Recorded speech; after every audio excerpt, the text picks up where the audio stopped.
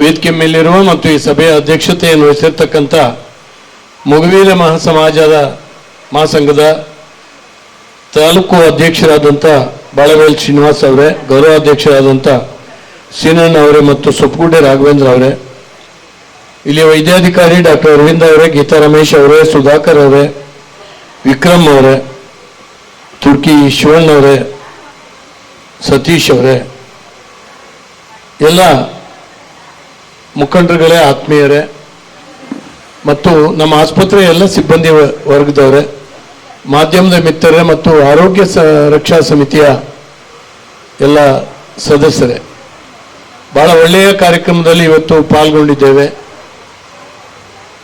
Dialysis ಮಿಷನ್ನ 2 ಹೊಸದಾಗಿ doctor G Shankar ಅವರು ನಮಗೆ ಕೊಡುಗೆಯಾಗಿ ಕೊಟ್ಟರು. ಈಗಾಗಲೇ ರಾಘವೇಂದ್ರ ಅವರು ಹೇಳಿದ ಹಾಗೇನೆ ಶಂಕರ್ ಅವರು ತೀರ್ಥಹಳ್ಳಿಗೆ ಏನೆಲ್ಲ ನಾವು ಕೇಳಿದೀವಿ ಅದೆಲ್ಲ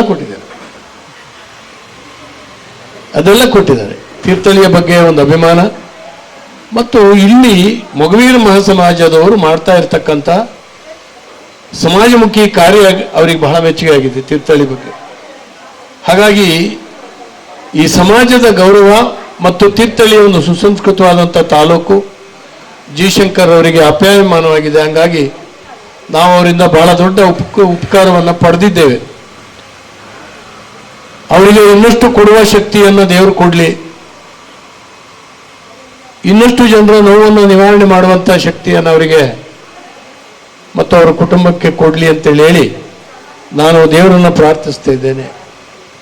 ಬಂಧುಗಳೇ, ನಿಮ್ಮೆಲ್ಲರಿಗೂ ಕೂಡ ಗೊತ್ತಿದೆ, ಈಗಾಗಲೇ ನಮ್ಮ ನೆಫ್ರೋ ಸಂಸ್ಥೆಯ ಮಿತ್ರರು ಹೇಳಿದರು ಎಷ್ಟು ಸಾವಿರ ಜನ ಸರ್ಕಾರಿ ಆಸ್ಪತ್ರೆಗಳಲ್ಲಿ ಡಯಾಲಿಸಿಸ್ ಸೇವೆಯನ್ನು ಪಡಿತಾ ಇದ್ದಾರೆ ಅಂತೇಳಿ. ಪ್ರತಿದಿನ ಪ್ರತಿ ತಿಂಗಳಿಗೆ 600 ಸಿಟ್ಟಿಂಗ್ಗಳು ತೀರ್ಥಹಳ್ಳಿ ಒಂದು ನಮ್ಮ ಆಸ್ಪತ್ರೆಯಲ್ಲಿ ಆಗ್ತಾ ಇದೆ. 600 ಸಿಟ್ಟಿಂಗ್ಗಳು. ಇವತ್ತು ಇನ್ನಷ್ಟು ಜಾಸ್ತಿ ಆಗೋದು, ಯಾಕಂದ್ರೆ 2 ಮಿಷನ್ ಈಗ ಮತ್ತೆ ಬಂತು. ಒಂದು ಮಿಷನ್ಗೆ 3 ಜನ ಪ್ರತಿ ದಿವಸ ಉಪಯೋಗ ಪಡಿತಾರೆ. ಇನ್ನೂ 200 ಸೀಟ್ಗಳು ಜಾಸ್ತಿ ಆಗ್ತದೆ. ನಾವು 800 ಜನರನ್ನ ಟ್ರೀಟ್ ಮಾಡಲಿಕ್ಕೆ, ಚಿಕಿತ್ಸೆ ಕೊಡಲಿಕ್ಕೆ ಸಾಧ್ಯ ಆಗ್ತದೆ. ಇತ್ತೀಚೆಗೆ ಶುಗರ್, BP ಇವೆಲ್ಲವೂ ಕೂಡ ಸಹಜವಾಗಿ ನಮ್ಮಲ್ಲಿ ಜಾಸ್ತಿ ಆಗ್ತಾ ಇದೆ ಮತ್ತು ಇದರಿಂದಾಗಿ ಕಿಡ್ನಿ ಫೇಲ್ಯೂರ್ ಸಂಖ್ಯೆ ಜಾಸ್ತಿ ಆಗ್ತಾ ಇದೆ. ಕಿಡ್ನಿ ಫೇಲ್ಯೂರ್ ಆದರೆ ಮೊದಲೆಲ್ಲ ಹೋಗೋದೇ ಆಗಿತ್ತು. ಆದರೆ ಡಯಾಲಿಸಿಸ್ ಸಿಸ್ಟಮ್ ಬಂದಿದ್ರಿಂದಾಗಿ ಒಂದಷ್ಟು ವರ್ಷ ಅವರ ಆಯುಷ್ಯವನ್ನು ಮುಂದೂಡುವಂಥದ್ದು. ನನಗೆ ಗೊತ್ತಿದ್ದ ಹಾಗೇನೆ ನನ್ನೊಬ್ಬ ಸ್ನೇಹಿತ ಡಯಾಲಿಸಿಸ್ ತಗೊಳ್ತಾನೆ 20 ವರ್ಷ ಬದುಕಿದ್ದ. ಹೌದಾ ಕಮಲ್? 28 ವರ್ಷ ಬದುಕಿದ್ದಾರೆ. ಯೋಚನೆ ಮಾಡಿ. ಅವನು ಶಿವಮೊಗ್ಗದಲ್ಲಿ ಮೊದಲು ಡಯಾಲಿಸಿಸ್ ನಾನು ಅಲ್ಲಿ ಕೊಡಿಸ್ದೆ. ಅವನಿಗೆ ಹುಂಚಿದ ಕಟ್ಟೆವನು. ಅವನು ಆತ ಕಾರ್ ಸ್ವಂತ ಡ್ರೈವಿಂಗ್ ಮಾಡ್ಕೊಂಡು ಹೋಗಿ ಅಲ್ಲಿ ಡಯಾಲಿಸಿಸ್ ತಗೊಂಡು ವಾಪಸ್ ಕಾರ್ ಡ್ರೈವ್ ಮಾಡ್ಕೊಂಡು ಬರೋನು. ನನಗೆ ಅನಿಸ್ತು ಈ ಡಯಾಲಿಸಿಸ್ ಇರೋದ್ರಿಂದಾಗಿ ಒಬ್ಬ ಮನುಷ್ಯ 20 ವರ್ಷ ಆಯುಷ್ಯ ಜಾಸ್ತಿ ಆಯ್ತಲ್ಲ, ಇಲ್ಲಿ ಹೋಗೇ ಬಿಡ್ಬೇಕಾಗಿತ್ತು.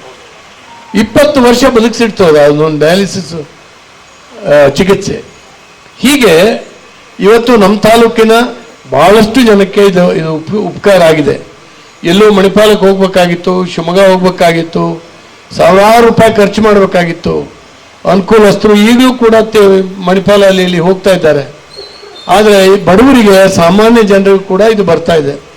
ಹಾಗಾಗಿ ಅವರಿಗೆ ಬಹಳ ಉಪಕಾರ ಆಗಿದೆ ಈ ಆಸ್ಪತ್ರೆಯಲ್ಲಿ ಈ ಒಂದು ವ್ಯವಸ್ಥೆ ಇರಲಿಕ್ಕೆ ಹೋಗಿ. ನಾನು ಜಿ ಶಂಕರ್ ಅವ್ರನ್ನ ಎಷ್ಟು ಸ್ಮರಿಸಿದ್ರೂ ಸಾಲದು. ನನಗೆ ಅತ್ಯಂತ ಆತ್ಮೀಯರವರು, ಬಹಳ ವರ್ಷದಿಂದ ಪರಿಚಯ. ನಾನೊಂದು ಫೋನ್ ಮಾಡಿ ಹೇಳಿದ್ರೆ ಎಷ್ಟು ರೆಸ್ಪೆಕ್ಟ್ ಕೊಡ್ತಾನೆ ಮನುಷ್ಯ ನನಗೆ. ನಾವು ಬಹಳ ಜನಕ್ಕೆ ಫೋನ್ ಮಾಡ್ತಾ ಇರ್ತೀವಿ, ಶಾಸಕರು ನಾವು. ಆದರೆ ಈ ಮನುಷ್ಯನ ಒಂದು ವಿಶೇಷ ಗುಣ, ನನ್ನ ಬಗ್ಗೆನೂ ವೈಯಕ್ತಿಕವಾಗಿ ಪ್ರೀತಿ ಅವರಿಗೆ ಇದೆ. ಹಾಗಾಗಿ ಈ ಕೊಡುಗೆಯನ್ನು ಈಗ ನೋಡಿ ನಾವು ತೀರೋಗ್ತಾರೆ. ಇಲ್ಲಿ ನಮ್ಮಲ್ಲಿ ಬಹಳಷ್ಟು ಜನ ಮಕ್ಕಳು ಫಾರಿನ್ನಲ್ಲಿದ್ದಾರೆ, ಇಲ್ಲಿ ತೀರೋಗ್ಬಿಡ್ತಾರೆ. ಅವ್ರು ಬರೋ ತನಕ ಬಾಡಿ ಇಡಬೇಕು, ರಕ್ಷಣೆ ಮಾಡಿ.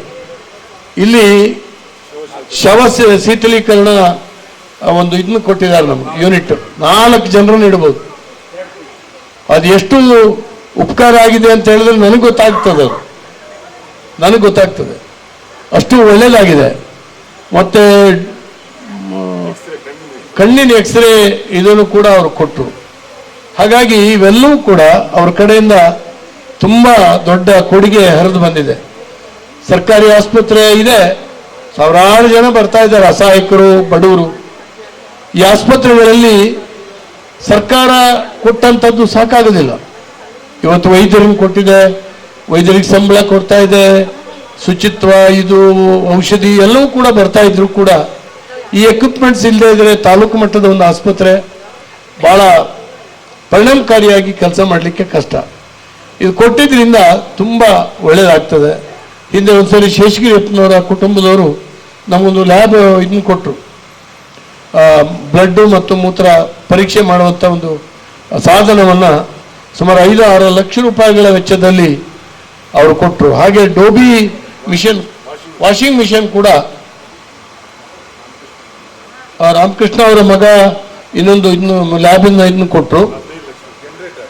ಜನರೇಟರ್ ಕೂಡ ಬಂದಿದೆ. ಹೀಗೆ ಬಹಳ ದೊಡ್ಡ ಕೊಡುಗೆ ತೀರ್ಥಹಳ್ಳಿಯಲ್ಲಿ ಹರಿದು ಬಂದು ನಮ್ಮ ಆಸ್ಪತ್ರೆ ಅತ್ಯಂತ ಪರಿಣಾಮಕಾರಿಯಾಗಿ ಚಿಕಿತ್ಸೆ ಕೊಡಲಿಕ್ಕೆ ಅವಕಾಶ ಆಗಿದೆ. ಇನ್ನಷ್ಟು ಕೊಡುಗೆಗಳು ಬರಲಿ. ಇದರಿಂದಾಗಿ ಬಡವರಿಗೆ, ಸಾಮಾನ್ಯ ಜನಕ್ಕೆ ಎಲ್ಲೋ ಹೋಗ್ಲಿಕ್ಕೆ ಆಗದೇನೆ ಹತಾಶರಾಗಿ ಮನೆಯಲ್ಲಿ ಕೂತು ಅವ್ರ ಜೀವನೇ ಅಂತ್ಯ ಮಾಡ್ಕೊಳ್ಳುವಂಥ ಒಂದು ಪರಿಸ್ಥಿತಿಯಲ್ಲಿ ಅವರಿಗೊಂದು ಟ್ರೀಟ್ಮೆಂಟ್ ಸಿಕ್ಕಿದ್ರೆ ಅಷ್ಟೇ ಮಟ್ಟಿಗೆ ಜಯಚಾಮರಾಜೇಂದ್ರ ಆಸ್ಪತ್ರೆ ಸಾರ್ಥಕ ಆಗ್ತದೆ ಅಂತ ಹೇಳಿ ನಾನು ಅಂದ್ಕೊಂಡಿದ್ದೀನಿ. ಅನೇಕ ನ್ಯೂನತೆಗಳಿದ್ದಾವೆ ಸರ್ಕಾರಕ್ಕೆ. ನಾನು ಹೇಳಿದೆ, ಒಳ್ಳೊಳ್ಳೆ ಡಾಕ್ಟರ್ಗಳಿಲ್ಲಿದ್ದರು, ಅನಾವಶ್ಯಕವಾಗಿ ಅವ್ರನ್ನೆಲ್ಲ ಶಿಫ್ಟ್ ಮಾಡಿದ್ರು. ಈಗ ಡಾಕ್ಟರ್ಗಳು ಭಾಳಷ್ಟು ಕೊರತೆ ಇದೆ. ನಮಗೆ ಒಬ್ಬರು ಅನಸ್ತೀಶಿಯಾ ಇವರೇ ತಜ್ಞರೇ ಇಲ್ಲ. ಟೆಂಪ್ರರಿಯಾಗಿ ಅವ್ರು ಬರ್ತಾರೆ, ಅವ್ರು ಎಷ್ಟೊತ್ತಿಗೆ ಬರ್ತಾರೆ, ಅವ್ರು ಬರೋ ಪೇಷಂಟ್ ಇರಲ್ಲ, ಪೇಷಂಟ್ ಇದ್ದಾಗ ಅವರಿಲ್ಲ. ಈ ಪರಿಸ್ಥಿತಿ ಆಗಿದೆ. ಸರಾಗವಾಗಿ ಈಗ ಒಂದಷ್ಟು ವರ್ಷ ಚೆನ್ನಾಗಿ ನಡೆದು ಹೋಗ್ತಾ ಇತ್ತು, ಅದು ತೊಂದರೆ ಆಗಿದೆ. ಹಾಗೆಯೇ ಇವತ್ತು ಈ ನಮ್ಮ ಮೆಡಿಸಿನ್ ಸೆಂಟ್ರಲ್ ಗೌರ್ಮೆಂಟಿನ ಜನೌಷಧಿ ಕೇಂದ್ರ, ನಾನು ಹೇಳಿದೆ ಮಾನ್ಯ ಆರೋಗ್ಯ ಸಚಿವರಿಗೆ, ನಮ್ಮಲ್ಲಿಗೂ ಬಂದಾಗಲೂ ಹೇಳಿದೆ, ಯಾಕ್ರಿ ತೆಗಿತೀರ? ಅದನ್ನೇ ನಮ್ಮ ತಲೆ ಮೇಲೆ ಇಟ್ಕೊಂಡಿದ್ದೀವ, ಆಸ್ಪತ್ರೆ ಕಾಂಪೌಂಡ್ ಒಳಗೆ ಇಟ್ಟಿದ್ದೀವಿ. ಬಡವರಿಗೆ ಮಾರ್ಕೆಟ್ನಲ್ಲಿ ಇಲ್ಲಿ ಔಷಧಿಗೆ ಯಾರಿಗೆ ಬರೆದು ಕೊಟ್ರೆ 100 ರೂಪಾಯಿ ಆಗುವ ಔಷಧಿಗೆ ಇಲ್ಲಿ 20 ರೂಪಾಯಿ ಸಿಗ್ತದೆ. ಇಲ್ಲಿಂದ ತೆಗೆದ್ರು ಮಾತ್ರ ಅಲ್ಲ, ಆದೇಶ ಹೆಂಗಾಗಿದೆ ಅಂದರೆ ಈ ಆಸ್ಪತ್ರೆ ಕಾಂಪೌಂಡಿಂದ ಹೊರಗೆ 1 ಕಿಲೋಮೀಟರ್ ರೇಡಿಯಸ್ನಲ್ಲಿ ಎಲ್ಲೂ ಔಷಧಿ ಕೇಂದ್ರ ಇಡಬಾರ್ದು. ಅಂದರೆ ಇದು ಯಾರಿಗೆ ಭಾರ ಆಗಿದೆ ಅಂತ ನನಗೆ ಗೊತ್ತಿಲ್ಲ, ಭಾಳ ನೋವಾಗುತ್ತೆ. ಕೇಂದ್ರ ಸರ್ಕಾರದ ಒಂದು ಯೋಜನೆ ಇದು, ಎಷ್ಟು ಜನ ಬಡವರಿಗೆ ಅನುಕೂಲ ಆಗಿದೆ ಹೇಳಿ. ಇವತ್ತು ಆರೋಗ್ಯ ಅತ್ಯಂತ ಕಾಸ್ಟ್ಲಿ ಆಗಿದೆ. ಒಂದು ಇಂಜೆಕ್ಷನು, ಮಾತ್ರೆಗಳು, ಇವು ಎಷ್ಟು ಕಾಸ್ಟ್ಲಿ ಅಂದರೆ ಅಷ್ಟು ಕಾಸ್ಟ್ಲಿ, ಸಾಮಾನ್ಯ ಜನಕ್ಕೆ ಕೊಳ್ಳಂಗೆ ಇಲ್ಲ. ಮತ್ತು ಆಸ್ಪತ್ರೆಗೆ ಬೇಕಾದಷ್ಟು ಸರ್ಕಾರ ಕೊಡ್ತದೆ ಅಂದರೆ ಕೊಡೋದಿಲ್ಲ. ABRK ದುಡ್ಡು, ಜನ ಕೊಟ್ಟಿದ್ದ ದುಡ್ಡಲ್ಲಿ ನೀವು ಬಳಸಿಕೊಳ್ಳಿ ಅಂತ ಹೇಳ್ತಾರೆ. ಅದರಲ್ಲಿ ಡಾಕ್ಟರ್ ಇವತ್ತು ಕೊಂಡು ಕೊಡ್ತಾ ಇದ್ದಾರೆ. ಈ ರೀತಿಯಲ್ಲಿ ಸರ್ಕಾರಗಳು ಯಾಕೆ ಹಿಂಗೆ ಯೋಚನೆ ಮಾಡ್ತಾ ಇದ್ದಾವೆ? ಶಿಕ್ಷಣ, ಆರೋಗ್ಯ ಇವೆಲ್ಲವೂ ಕೂಡ, ಅನ್ನ, ಆರೋಗ್ಯ, ಶಿಕ್ಷಣ ಇವು ಮೂರು ಕೂಡ ನಮ್ಮ ದೇಶದ ಸಂಸ್ಕೃತಿನಲ್ಲಿ ಉಚಿತವಾಗಿತ್ತು ಯಾವಾಗಲೂ ಕೂಡ. ಅದನ್ನು ಸರ್ಕಾರ ವಹಿಸ್ಕೊಂತು. ಸರ್ಕಾರ ಅದರ ಮೇಲೆ ಉಚಿತವಾಗಿ ಕೊಡ್ಲಿಕ್ಕಾಗದೇ ಇದ್ರು ಕೂಡ ಕೊಡುವಂಥದ್ದನ್ನ ನಿಲ್ಲಿಸಬಾರ್ದು. ಈ ಒಂದು ಸಮಸ್ಯೆ ಇವತ್ತು ಆಗಿದೆ. ಅದಕ್ಕಾಗಿ ಮತ್ತೊಮ್ಮೆ ಸರ್ಕಾರಕ್ಕೆ ನಾನು ವಿನಂತಿ ಮಾಡ್ಕೊಳ್ತೀನಿ, ಇವೆಲ್ಲವೂ ಕೂಡ ಪುನರ್ ಪ್ರತಿಷ್ಠಾಪನೆ ಮಾಡಲಿ. ಹಾಗೆ ನಾನು ಮೊನ್ನೆ ಕೇಳಿದೆ, ನಮ್ಮ ಕೆಲವು PHCಗಳನ್ನು PHUಗಳನ್ನು ಬಂದ್ ಮಾಡ್ತಾ ಇದ್ದಾರೆ ಅಂತ. ಬಂದ್ ಮಾಡ್ತಾ ಇದ್ದಾರೆ. ಗುಡ್ಡೆಕೊಪ್ಪ ಇರ್ಬೋದು, ತನಿಕಲ್ ಇರ್ಬೋದು, ಅವನ್ನೆಲ್ಲ ಮುಚ್ತಾರಂತ. ಇದು ಯಾತಕ್ಕೆ ಅಂತ ಗೊತ್ತಿಲ್ಲ. ಒಂದು ಕಾಲದಲ್ಲಿ ಓಪನ್ ಮಾಡಿದ್ರು, ಬಡವರಿಗೆ ಹತ್ತಿರದಲ್ಲಿ ಸಿಕ್ಬೇಕು ಆರೋಗ್ಯ ಅಂತ. ಇವನ್ನೆಲ್ಲ ಕ್ಲೋಸ್ ಮಾಡ್ತಾರಂತ. ಇದರಿಂದ 1400 ಕೋಟಿ ಉಳಿಸ್ತೀವಿ ಅಂತ ಮೊನ್ನೆ ಒಬ್ಬ ಹಿರಿಯ IAS ಅಧಿಕಾರಿ ಹೇಳ್ತಾರೆ. ನಾನು ಹೇಳಿದೆ, ನಿಮಗೆ ಸಂಬಳ ಕೊಡೋದು ನಿಲ್ಸಿದ್ರು ಸುಮಾರು ಉಳಿತದಲ್ಲ ಅಂತ. ನಿಮ್ಗೆ IAS ಅಧಿಕಾರಿಗಳಿಗೆ ನಿಮ್ಮ ಸಂಬಳ ಸೌಲಭ್ಯ ಕೊಡೋದನ್ನ ನಿಲ್ಲಿಸ್ಬಿಟ್ರೆ, ನೀವೆಲ್ಲ ಹೋಗ್ಬಿಟ್ರೆ ಸರ್ಕಾರಕ್ಕೆಲ್ಲವೂ ಉಳಿತದಲ್ಲ. ಏನು ಹೇಳೋದ್ರಿ ಇವರಿಗೆ? ಏನು ಹೇಳೋದು ಹೇಳಿ? ಈ ರೀತಿಯಲ್ಲಿ ಇವತ್ತು ಯಾರ್ಯಾರೋ ಏನೇನೋ ರೀತಿ ಯೋಚನೆಯನ್ನು ಮಾಡ್ತಾ ಇದ್ದಾರೆ, ತಕ್ಷಣ ನಿಲ್ಲಿಸಬೇಕು. ಹಾಗೆಯೇ ಈ ಆಸ್ಪತ್ರೆಗೆ ಕಟ್ಟಡಕ್ಕೆ ಈಗ ಕಳೆದ 2 ವರ್ಷದ ಹಿಂದೆ 1.5 ಕೋಟಿ ರೂಪಾಯಿ ಕೊಡಿಸಿದ್ದೆ. ಆಮೇಲೆ ಈಗ 50 ಲಕ್ಷ ರೂಪಾಯಿ ನನ್ನ ಅನುದಾನದಲ್ಲಿ ಕೊಟ್ಟಿದ್ದೇನೆ. ಮೇಲ್ಗಡೆ ಸೋರಿಕೆ ಆಗ್ತಾ ಇತ್ತು, ಮೇಲ್ಗಡೆ ಮಾಡಲಿಕ್ಕೆ. ಮತ್ತೆ ಇದ್ರ ಮೇಲೆ 10 ಲಕ್ಷ ರೂಪಾಯಿ ಈಗ ಏನು ಮಾಡಿದ್ದಾರೆ, ಅದು ಸ್ವಲ್ಪ ಸೋರಿಕೆ ಇದೆಲ್ಲ ಇತ್ತು. ಈ ಬಿಲ್ಡಿಂಗ್ ಕೂಡ ಡಯಾಲಿಸಿಸ್ ಬಿಲ್ಡಿಂಗ್, ಇದಕ್ಕೂ ಕೂಡ 10 ಲಕ್ಷ ರೂಪಾಯಿಗಳನ್ನ ಇತ್ತೀಚೆಗೆ ಕೊಟ್ಟು ಅದನ್ನು ಮಾಡಿಸುವಂಥ ಕೆಲಸ ಮಾಡಿದ್ದೀವಿ. ಇನ್ನೊಂದು ಸ್ವಲ್ಪ ಇದಾಗಬೇಕು. ನಮ್ಮ ಲ್ಯಾಬ್ ಮೇಲ್ಗಡೆ ಶಿಫ್ಟ್ ಆಯ್ತಾ ಡಾಕ್ಟ್ರ್? ಈಗ ಅದೇ ಕೆಲಸ ಆಗ್ತಾ ಇದೆ, ಆದರೆ ಮೇಲ್ಗಡೆ ಶಿಫ್ಟ್ ಆಗ್ತದೆ. ಇದೆಲ್ಲವೂ ಕೂಡ ಒಂದು ವ್ಯವಸ್ಥಿತವಾದಂಥ ರೀತಿಯಲ್ಲಿ ಮಾಡಲಿಕ್ಕೆ ಎಲ್ಲ ರೀತಿಯಿಂದ ಮಾಡ್ತಾ ಇದ್ದೀವಿ. ಸ್ಪೆಷಲ್ ವಾರ್ಡಲ್ಲಿ ಬೆಡ್ಗಳನ್ನ ಜಾಸ್ತಿ ಮಾಡಿದ್ದೀವಿ. ಭಾಳಷ್ಟು ಜನ ಅದರ ಉಪಯೋಗವನ್ನು ಪಡ್ಕೊಳ್ತಾ ಇದ್ದಾರೆ. ರಾಮಣ್ಣ ಹೇಳ್ತಿದ್ರು ಒಳ್ಳೆ ಕಾರ್ಪೊರೇಟ್ ಆಸ್ಪತ್ರೆ ನೋಡ್ದಂಗೆ ಆಗ್ತದೆ ಅಂತ. ಅಲ್ಲಿ ಕೆಳಗಡೆ